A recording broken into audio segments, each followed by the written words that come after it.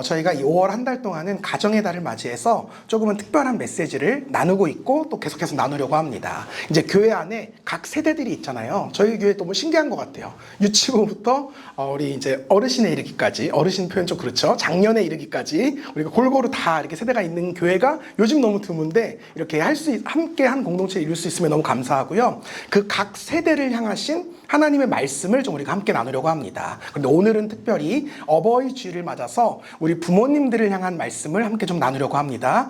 아마도 저를 포함한 모든 부모님들의 동일한 고민이 있을 것 같아요. 어떻게 하면 우리 자녀를 보다 잘 양육할 수 있을까? 여러분, 오늘 선포되는 이 말씀 안에 그 답이 담겨 있습니다. 여러분 잘 들으시고요. 마음에 새기셔서 좋은 부모로 성장하고 성숙하는 시간이 되시면 좋겠습니다. 또 그런가 하면 이 자리에는 이제 아직 부모가 되지 않은 청년 세대들도 있고 청소년 세대들도 있죠. 함께 다 예배를 드리고 있는데 몇몇 분들의 눈빛이 오늘 말씀은 쉬어가도 되는구나 이런 눈빛으로 이제 확 그렇게 마음을 내려놓으시는 것 같은데, 여러분 그렇지 않아요? 지난주일에도 제가 말씀을 드렸듯이 예수님께서요 가족의 범위를 새롭게 정립하셨어요. 말씀을 보면요, 누구든지 하나님의 뜻대로 행하는 자가 내 형제요 자매요 어머니이니라. 예수님 이렇게 말씀하셨어요. 이게 무슨 말이냐면요, 예수 믿는 우리 안에서 가족이라고 하는 공동체는 더 이상 핏줄 개념이 아니라는 겁니다. 혈통 개념이 아니라는 겁니다. 함께 하나님을 믿고 그분의 말씀에 따라서 한 마음으로 살아가는 모든 사람들이요 다 주님 안에서 한 가족이고 형제이고 부모, 자녀라는 겁니다. 이 말은 곧 여러분들 모두가 우리 교회 안에서 자라나는 모든 아이들의 영적인 부모이고 형제라는 말과도 같습니다. 우리 모두에게는요 주님 안에서 우리 아이들의 좋은 부모가 또 좋은 믿음의 선배가 되어줄 막중한 책임과 사명이 있는 것입니다. 그러므로 이 시간 함께 말씀을 나누는 우리 모두가 이 말씀을 제게 주시는 하나님의 말씀이 아니라 나에게 주시는 하나님의 말씀으로 가슴 깊이 받으시기를 주님의 이름으로 축복합니다. 이제 본격적으로 말씀을 좀 시작하겠습니다. 아프리카의 성자라고 불리는 알버트 슈바이처라고 하는 박사님이 계세요. 다 잘 아실 거예요. 우리는 그 사람을 단순히 의사 정도로 알고 있지만 사실 그는 이 학교에서 학생들을 가르치던 훌륭한 선생님이었고 교육가였습니다. 그런 그에게요 어떤 기자가 인터뷰를 하면서 이렇게 물었대요. 선생님, 자녀를 잘 기를 수 있는 방법 3가지만 알려주십시오. 그랬더니 박사님 뭐라고 하셨냐면, 첫 번째는 본보기, 두 번째도 본보기, 세 번째도 본보기. 자녀들은요 그 부모가 가르치는 대로 자라는 것이 아니라 그 부모가 행하는 그대로 따라하면서 자란다는 것입니다. 이제 저도 이제 슬하의 2 아들과 딸을 이제 품고 있으니까 저희 아이들을 이제 기르러 가는데요, 기르면서 정말 깜짝깜짝 놀라는 순간들이 있습니다. 일례로요, 저희 큰아이가 이제 저에게 와서 아빠 놀아줘 이럴 때가 있어요. 그러면 이제 저기서부터 오는 모습을 보면 제가 급하게 자는 척을 합니다. 근데요, 이게 제가 어느 순간 깜짝 놀란 게요, 저희 둘째가 자기 오빠한테 가서 오빠 놀아줘 라고 하잖아요. 저희 큰아이가요 자는 척을 하는 거예요. 제가 그 모습을 보면서 와, 얼마나 소름이 돋던지 몰라요. 여러분, 제가 저희 아이에게 동생이 놀아달라고 하면 자는 척 하는 거야 이렇게 가르쳐 줬을까요? 아니죠. 동생이 놀아달라고 하면 재밌게 놀아주는 거야, 싸우지 말고 놀아주는 거야 라고 정말 100번 1000번 가르치고 교육했거든요. 하지만 이 아이가 어떻게 해요? 제가 가르친 대로 살아가는 게 아니라 제가 하는 그대로 보고 배우더라는 겁니다. 이처럼 여러분, 자녀들이요 부모가 가르치는 대로 자라는 것이 아니라 부모가 살아가는 그대로 그 모습을 보고 배웁니다. 저는 오늘 본문 말씀을 이런 관점에서 좀 같이 살펴보려고 합니다. 오늘 본문 말씀이 우리가 2주 전에 나누었던 그리스도를 본받아의 시리즈의 8번째 말씀이었던 모두가 자신의 무가치함과 싸우고 있다라고 하는 설교 말씀과 동일한 본문 말씀입니다. 근데 그때도 말씀드렸듯이 성경이 진짜 신기한 책인 것 같아요. 같은 말씀인데도요 읽을 때마다 늘 새롭고 다양한 인사이트를 우리가 발견하게 됩니다. 오늘 말씀도요 지난번과는 또 다른 포인트로 저에게 감동이 되는 거예요. 어떤 감동을 받았는지 궁금하시죠? 감사해요. 내가 여기 이렇게 써놨거든요. 안 궁금해도 소용없어요 라고 써놨는데 이런 반응, 신선한 반응 감사합니다. 여러분, 성경을 보면요 약 2만 명이나 되는 사람들이, 수많은 사람들이 굶주리고 있었다고 기록하고 있어요. 이 모습을 보신 예수님께서요, 제자들로 하여금 명령하세요. 너희가 이들에게 먹을 것을 주어라 라고 말씀하십니다. 그러자 제자들 모두가요, 정말 이 예수님의 불가능한 미션 앞에 막 발을 동동 구르면서 혹시 먹을 거 있는 사람 없습니까? 하면서 그 일대를 다 샅샅이 이렇게 수색하기 시작합니다. 근데 바로 그때요, 한 소년이 손을 번쩍 들고 이야기하는 거예요. 선생님, 저에게 보리떡 5개와 작은 물고기 2마리가 있습니다. 그렇게 한 소년의 오병이어가 예수님께로 파쳐지게 되는 이야기가 오늘 우리가 함께 읽은 말씀이죠. 여러분, 우리는요, 이 말씀의 결론을 이미 알고 있어요. 이 작은 오병이어가 예수님께 쓰임받는 엄청난 기적의 원천으로, 재료로 쓰임받았다. 우리는 이걸 알고 있어서요, 이 소년이 예수님께 드렸던 이 결단, 그리고 이 헌신을요, 조금은 쉽게 생각하는 경향이 있습니다. 어차피 드리면 이거 2만 명이나 먹게 될 텐데, 이렇게 생각하는 경향이 있는데, 그러나 여러분, 이것이요, 그 당시 그 아이의 입장에서 생각해 보았을 때는 이게 결코 쉬운 일이 아니었을 겁니다. 여러분, 정말 생각해 보세요. 지금 너무 배가 고파요. 너무 피곤합니다. 당장 지금 뭐라도 하나 입에 넣지 않으면 기절할 것 같아요. 그래서 부모님이 싸주신 도시락을 싹 꺼냅니다. 그래서 이제 보리떡 하나, 이제 작은 생선 하나 이렇게 딱 찍어가지고 콜라보 시켜서 한 입 먹으면 맛있겠지 하고 포크로 딱 찍었어요. 입에 딱 베어무려는 그 순간에 어디선가 예수님의 그 제자들의 다급한 목소리가 들려오는 거예요. 먹을 거 있으신 분, 도시락 싸오신 분, 이 소리가 들려오는 겁니다. 그 순간 여러분, 이 소년의 머릿속이 얼마나 복잡했겠습니까? 지금 너무 배고프잖아요. 이거 안 먹으면 기절할 것 같잖아요. 진짜 쓰러질 것 같은데, 왜 하필이면 딱 이 타이밍에 예수님께서는 도시락을 부르시는가, 도시락을 요청하시는가. 이 배고픈 소년의 입장에서 보면 이게 너무나 큰 고민이지 않았을까요? 물론 그 결과는 우리가 이미 잘 알고 있는 대로 이 소년이 자신의 도시락을 예수님께 내어드리죠. 너희가 먹을 것을 주라 라고 말씀하셨던 예수님의 도전 앞에 이 소년이요, 자신의 배고픔에도 피곤함에도 불구하고 자신의 도시락을 예수님께 내어드리는 결정을 했다는 겁니다. 여러분, 다시 말씀드리지만 이 소년의 결정이요, 결코 쉬운 결정이 아니었다는 거예요. 아무리 여러분 예수님이라도요, 당장 내가 배고파 죽겠는데 그 도시락 달라는 예수님 말씀이 어디 귀에 쉽게 들어오겠습니까? 여러분이었다면 이거 가능하신 일이었겠어요? 제가 생각해 봤거든요. 저는 못해요. 저는요, 드려도요, 보리떡 하나라도 얼른 입에 하나 넣고 그렇게 4병이어 정도 드렸을 것 같아요. 여러분, 근데 이 소년의 결단은요, 정말 엄청난 도전이었고요, 용기였다는 겁니다. 이걸 우리가 인정해야 됩니다. 그렇다면 여러분, 도대체 이러한 소년의 대단한 용기와 결단은 어디에서 나온 것일까요? 어떻게 이 어린아이가 그 위대한 결심을 실천으로 옮길 수 있었을까요? 저는 그 답을 오늘 우리에게 주신 이 성경 말씀을 읽으면서 이 본문 말씀에서 발견하게 되었어요. 9절의 상반부 말씀을 저희 다시 한번 읽어보면 좋겠어요. 한번 같이 읽어보겠습니다. 시작. 여기 한 아이가 있어 보리떡 5개와 물고기 2마리를 가지고 있나이다. 아멘. 이 말씀을 읽는데요, 이 말씀이 저에게는요, 문득 이렇게 읽혀지는 거예요. 이건 저 개인의 묵상이에요. 제가 읽어드릴게요. 여기 예수님을 잘 믿는 부모를 둔 한 아이가 있어 보리떡 5개와 물고기 2마리를 가지고 있나이다. 저에게는 이 말씀이 이렇게 읽혀지더라고요. 그렇구나. 이 아이가 그토록 용기를 낼 수 있었던 이유가 뭐는지 살펴보니까 이 아이가 예수 잘 믿는 믿음의 자녀로서 자라났기 때문에 그런 것이겠구나.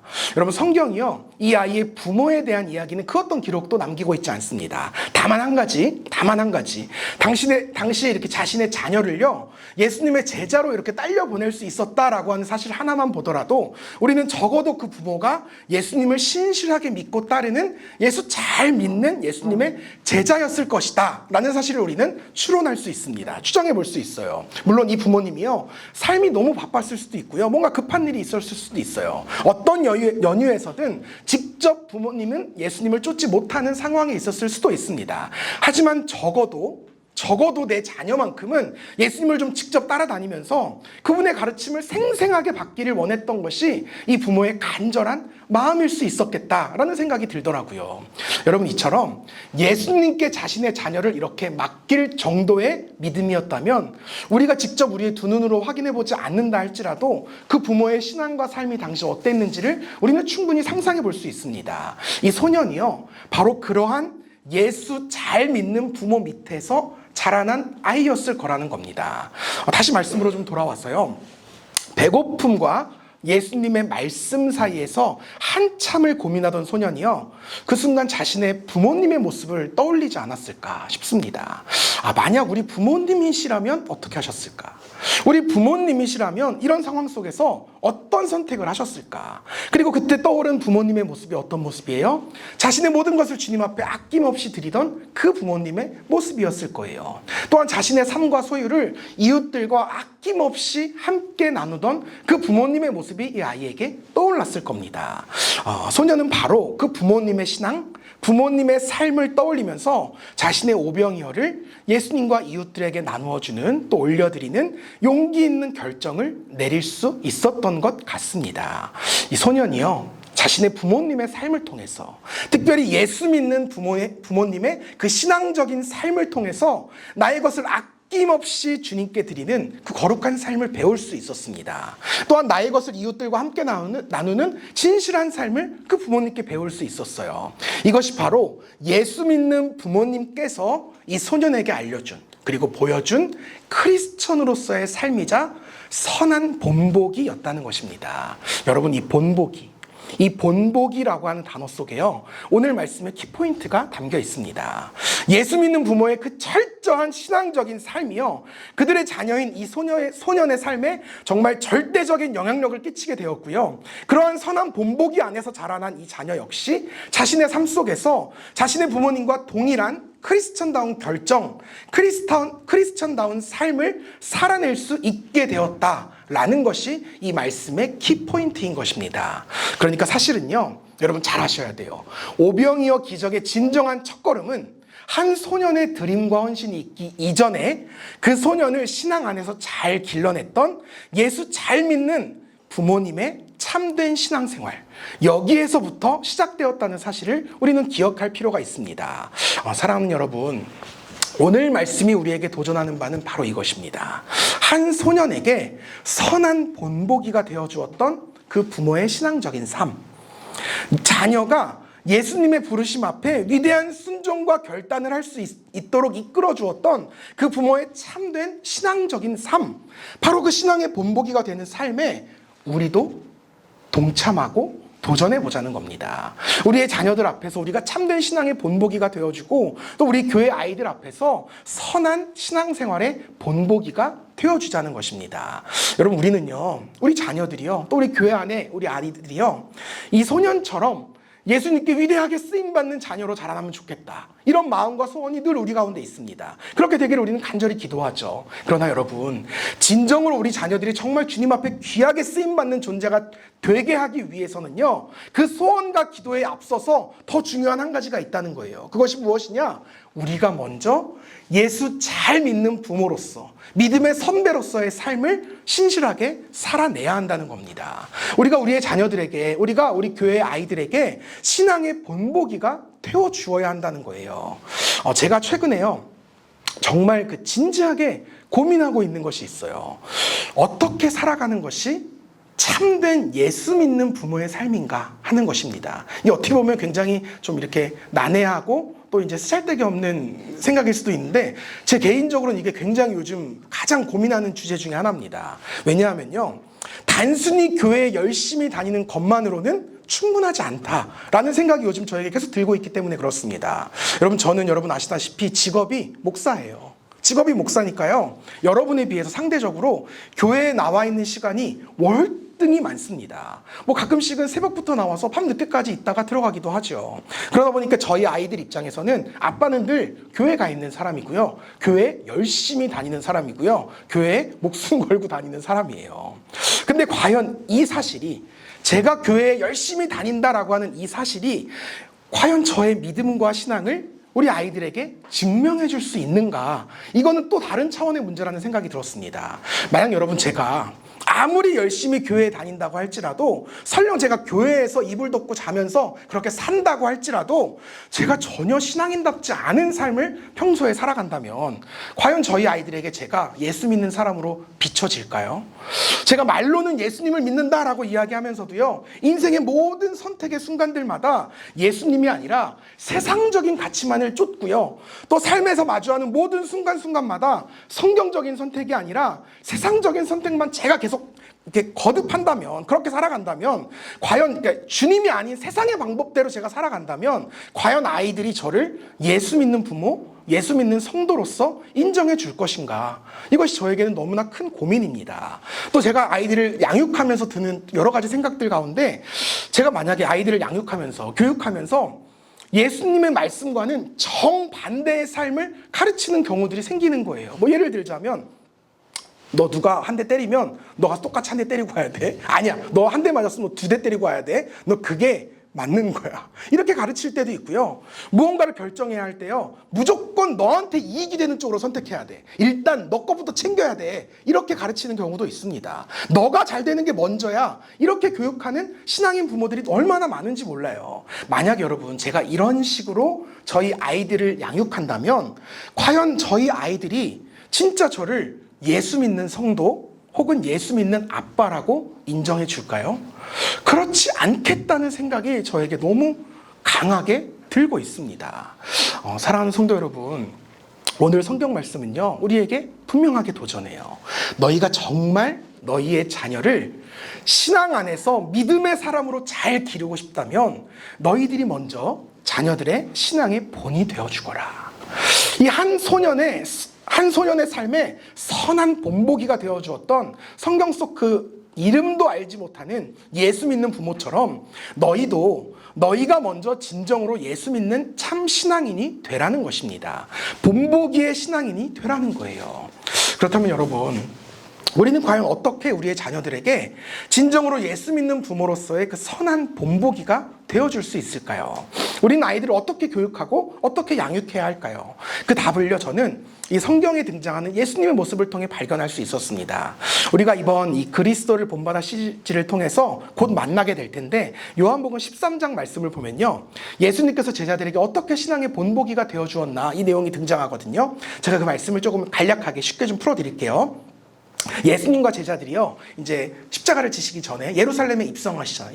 예루살렘에 입성하실 때 수많은 사람들이 이 갈대를 흔들면서 호산나 호산나 예수님 나의 왕이십니다 이렇게 환영하고 극진히 대접하기 시작합니다. 그러자 그 옆에서, 예수님 옆에서 그 광경을 지켜보았던 제자들이요, 아, 이제 진짜 예수님이 곧 이스라엘의 왕이 되시겠구나, 이런 기대에 가득 차게 돼요. 그러면서 그때부터 어떤 것이 시작되느냐, 제자들 간의 본격적인 권력 다툼이 시작되기 시작합니다. 우리 중에 누가 왕 되신 예수님의 좌우편에 앉을 것인가, 이 주제를 두고 제자들이요, 굉장히 심각하게 다투기 시작합니다. 이제 그러던 중에 그들의 식사를 하기 위해서 마가의 다락방이라는 공간으로 들어가게 됩니다. 당시 근데 유대 사회의 관습상 이 밖에 있다가 실내에 들어오면 무조건 반드시 누군가는 그 발을 닦아주어야만 했습니다. 근데 대개 이제 이런 일들은 종들이 많이 했는데요, 만약에 그 가운데 종이 없을 때는 그 중에서 서열이 가장 낮은 사람이 이 사람들의 발을 닦아주곤 했습니다. 하지만 제자들이요, 전부 다 같은 생각밖에 없었어요. 서로 상전이 되고 싶다라고 하는 마음밖에 없었기 때문에 아무도 발을 닦아주는 종의 역할을 자처하려고 하지 않았습니다. 다른 제자들의 발을 씻겨주지 않고요, 그저 모두가 뻣뻣하게 딱 앉아서 서로의 눈치만 보고 있을 뿐이었어요. 그 모습을 가만히 예수님께서 지켜보고 계셨어요. 그러면서 예수님 어떤 생각을 하셨을까요? 어쭈 이것들 봐라. 이것들 오늘 잡돌이 한 판 들어가야겠는데? 야, 지금부터 이름 순으로 한 명씩 진실의 방으로 들어와. 예수님 이러셨을까요? 아니에요. 성경에 기록된 예수님의 방법은 이것이었어요. 말씀 읽어드릴게요. 저녁 잡수시던 자리에서 일어나 겉옷을 벗고 수건을 가져다가 허리에 두르시고 이에 대야에 물을 떠서 제자들의 발을 씻으시고 그 두르신 수건으로 닦기를 시작하여. 아멘. 여러분, 예수님의 가르침은요, 잔소리도 아니었고요, 회초리도 아니었어요. 다만 본보기였습니다. 본보기. 예수님께서 제자들에게 크리스천의 삶, 크리스천의 사랑, 크리스천의 겸손에 대해 가르치시기 위해서 자신이 직접 제자들 앞에 무릎을 꿇으시고요, 수건을 두르신 채 그 발을 닦아주셨다는 거예요. 그렇게 이 제자들 앞에 신앙의 본을 보이셨다는 겁니다. 여러분, 정말 놀라운 사실이 있어요. 이 말씀이 어디로 이어지고 있는지 아세요? 베드로전서 5장 5절의 말씀을 우리가 함께 좀 보면 좋겠어요. 이 말씀 같이 한번 읽어보겠습니다. 시작.